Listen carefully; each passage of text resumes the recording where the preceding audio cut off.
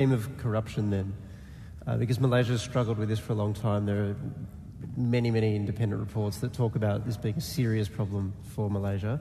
We've seen the Malaysian government take a series of steps to try to deal with this. There's an anti-corruption commission, MAC, which is there. There are special anti-corruption courts that have been set up. There's a Whistleblowers Act.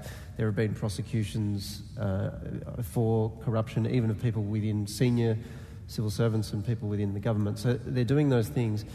At the same time, it seems an intractable problem because even in the opposition states there have been allegations of this similar sort of cronyism where contracts or tenders have been awarded to people at double the market rate. There were controversies surrounding your own party's internal elections in 2010 and whether or not there was tampering involved there. The Auditor General's report that came out a couple of weeks ago didn't leave the opposition entirely clean. Is this a partisan issue? Is this about the difference between the political coalitions that exist in Malaysia? Or is it actually something that's far more endemic than that? No, I support all measures by the government to effectively combat corruption, including the setting up of the Anti-Corruption Commission.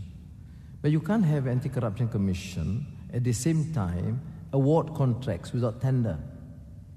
You can't have Anti-Corruption Commission and then find out through the Auditor General's report that there are leakages. You know, wall clock costing, say, 20 Australian dollars is bought at the cost of 500 Australian dollars.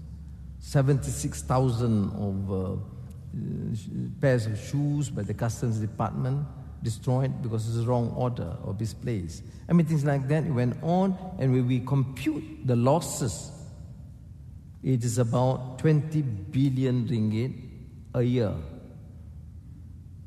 due to leakages, corruption, and waste.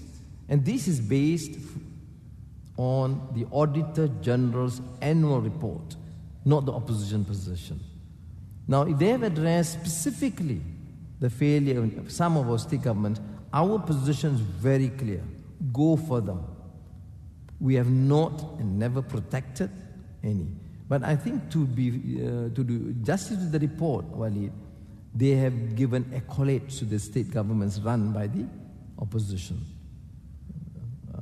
Penang, Selangor in particular. That these countries are best managed and with a few comments, and we have instructed the state authorities to immediately act upon them.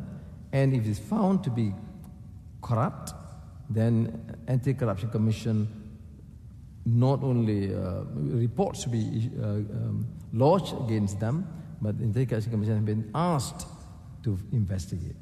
But corruption is a major issue in Malaysia, from the Scorpion issue. The Scorpion is the submarine from France to the Sukhoi jets from Russia. Oh, we're talking about 500 million ringgit, 400 million ringgit, and this must not continue. I don't believe this part of the culture. It is allowed. If you allow it to happen, then it becomes a cultural problem. Indonesia, for example, having effective anti-corruption commission, but it's getting to be very difficult because it becomes so endemic. It's part of the culture. I don't believe Malaysia has gone to that stage. It's close. And we need, therefore, a very effective and tough anti-corruption commission. Again, as I said, I'm not alluding to numbers. 20 billion ringgit, so what? But 20 billion means you have lost this effort, this chance to alleviate the living conditions of the people. You have therefore to punish the people by increasing food prices. You compromise quality education because of a shortage of funds. So countries without proper governance, without good governance, will affect the standard. You know, Malaysia in the 90s registered from the best growth, best for destination foreign direct investments, second in terms of competitiveness in the region. Now we have lost out to most of these countries. But still, I acknowledge, because the Malaysian government say, yes, we are still better than Myanmar. So I'm okay with that. Okay?